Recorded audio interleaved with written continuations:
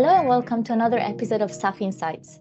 Today we'll be talking about the challenges associated with managing risks when trading new and very expensive products such as sustainable aviation fuel. My name is Giulia Squadrin and I'm the Associate Editor for Argus Biofuels. And with me today is Alfonso Berrocal, Business Development Manager for Middle Distillates and SAF. Hi, Alfonso. Hi, Giulia. Good afternoon. How are you? Good, thanks. So just to set the scene a little bit, sustainable aviation fuel is one of the most expensive, if not the most expensive biofuels out there. It's in tight supply at the moment, but demand is on the rise, and there's been a lot of focus around this product in recent months. So it's particularly important for the market to have transparent and impartial pricing options, like those we provide at Argus.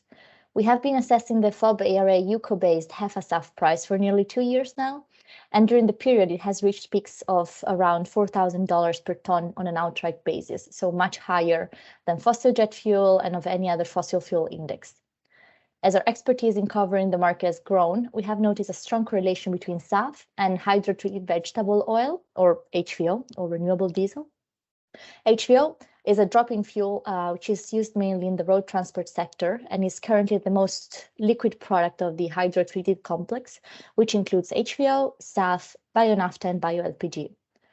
At Argus, we assessed 3 types of HVO based on different feedstocks and greenhouse gas savings. But in this case, the most relevant one is Class 2 HVO, or HVO produced from used cooking oil. In addition to trades in the wider market, HVO trades on Fridays on Argus trade initiation platform, Argus Open Markets, or AUM, and liquidity has picked up in recent months. And over the summer, the Intercontinental Exchange has launched a Class 2 HVO future based on Argus prices, and the contract has already traded a couple of times. Price transparency and new hedging tools will help with those in the aviation sector navigate these emerging markets. But taking a step back a little bit and looking at how things have been functioning so far, Alfonso, how do airlines tend to price and hedge their jet fuel exposure, and how do they apply their know-how when pricing and hedging SAF? Well, always subject to the individual circumstances of each airline. You have those airlines that simply use a jet index to price their physical deliveries, and they do not hedge their future fuel exposure. They absorb, therefore, the fluctuations of the cost of the fuel within their margins. And in the long term, the cost of the fuel, along together with other costs, are passed to the end users, of course, always subject to market conditions. And in order to remove volatility, as these airlines are not hedged, it is fairly common to use an average of the month or an average of the week as pricing period. Now, the issue with this strategy is when there is a year where the jet fuel or the crude oil values, they increase sharply. In that case, that particular year can be very harmful, as maybe other competitors or airlines, they are hedged and they have better prepared to absorb or actually not to have any impact for that increase in prices.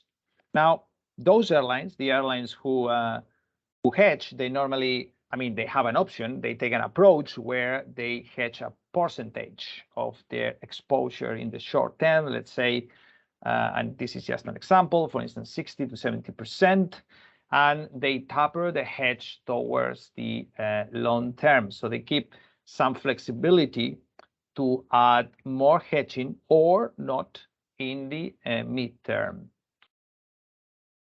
For that purpose, to hedge fossil jet fuel, you can, an airline or a producer, they can use a jet over-the-counter calendar swap. That is probably the most straightforward way of doing it historically. However, as airlines and producers, they may want to be hedged against bigger geopolitical events that they may have an impact in crude and energy market. There are airlines that as well, they use a component of diesel or a component of crude oil futures, like for instance, ICE gas oil or ICE Brent, or the relationship between jet and crude oil, therefore getting into hedging the cracks, which is maybe the case of companies who want a more sophisticated hedge. Now, if we take this into consideration as a background, and then we dig into SAF pricing, one could think that an option to price SAF is just to replicate what it happens with the physical jet fuel. So using a SAF index and potentially an average, a weekly average of monthly average of a daily SAF price to remove part of the volatility. And that probably makes a lot of sense, particularly when you look at 2025, 2030. Towards these years, obviously the portfolio, some of the airlines will be looking at a 10% blending ratio, and that is a lot of SAF, 10% SAF versus 90% jet, and obviously that is a lot of SAF and requires a risk management. Now, the reality today is that many airlines may have a much more limited exposure to SAF molecules. They may even have a 1% or below 1% exposure to their total global fuel procurement. So they may rather using a proxy to price SAF. And then there are two approaches that it can be taken, or that we have seen companies taking. Either you use a fossil fuel proxy, and in this case, companies may be looking at using jet fuel plus a premium. This is straightforward. It's easy for an airline with an obvious exposure to jet fuel, but obviously it has an issue. It has a handicap, and jet is pricing at around $1,000 per ton, and you already mentioned that SAF is the most expensive biofuel out there. So in order to cover the diff, you need to add around $2,000 to $2,500 per ton of premium, and obviously fix this premium in time. And this strategy, it lacks of accuracy. Now, for that part of the market that may rather to treat SAF as a biofuel, particularly maybe biofuel producers, they will be looking at the UCO or HVO as a proxy instead of jet fuel, and they will gain in accuracy as the premiums are smaller, but airlines still need to open an exposure to biofuels, and probably airlines are at an early stage of this exposure.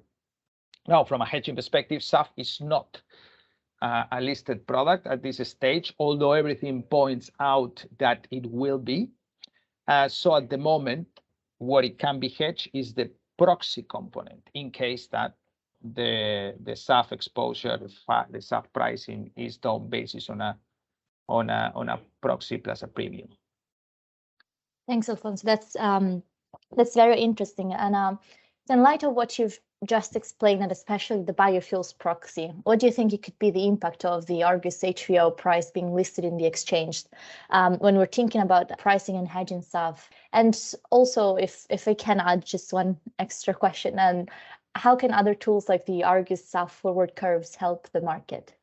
Well, potentially the listing of the HVO can have a huge impact, particularly for those companies who are looking into hedging SAF pretty much now or in the near future, because until now a company could take the approach of adding, as I mentioned earlier, their SAF exposure to the jet fuel exposure, and then using a fossil fuel listed price to hedge, and that will cover about 30-35% of the value of the SAF, and obviously leaves the balance and hedge, and this takes to using fixing that differential with a large premium. And the other option was to look at biofuel price, which was listed, and in that case, in the past you may look at UCOME, but obviously UCOME price is still far from SAF, and UCOME production is not as directly related to SAF as HVO class 2. It is. So, and the fundamentals is that HVO class 2 uses the same feedstock than HEFA SAF, use cooking oil. So both products are coming from the hydrogenation process of the UCO, pretty much the same than diesel and jet fuel, are distillates out of refining crude oil, meaning that those producers who are able to produce HVO and SAF, they could hedge their HVO production using HVO swaps, obviously, but the same tool could be used to hedge about 85% of the SAF value. And this is a big leap in efficiency against using, for instance, the jet fuel swap, which hedge around 35% of the SAF value. Now, there is you mentioned forward curves, which they are already in place for both HVO and SAF. It can be very useful. It can be a very good intermediate tool to understand at what price will be SAF traded. And if, for instance, you have forward curves that cover the next 24 months, that will give you a price at which SAF could be traded if there was a swap within those 24 months. So it can be very valuable tool for maybe banks and for risk management, and obviously is an interim tool potentially towards one day, once liquidity is in place, to launch a SAF listed price. Thanks, Alfonso. It's very interesting to witness the growth and the development of these markets. And of course, as you said, an increasing liquidity will definitely help with this. And we expect SAF capacity to increase to around 20 million tons globally by the end of this decade, and global HVO supply to double in the next 5 years or so to around 33.5 million tons. So the need for transparency and reliable pricing, as well as more sophisticated hedging tools, will become more and more important, of course. So thanks again for joining me today, Alfonso. And for our listener, thanks, Alfonso. And then for our listener, if you enjoyed this podcast, please be sure to tune in for other episodes in our series, SAF Insights. And for more information on Argus global coverage of the sustainable aviation fuel market, please visit argusmedia.com/SAF. Thanks again.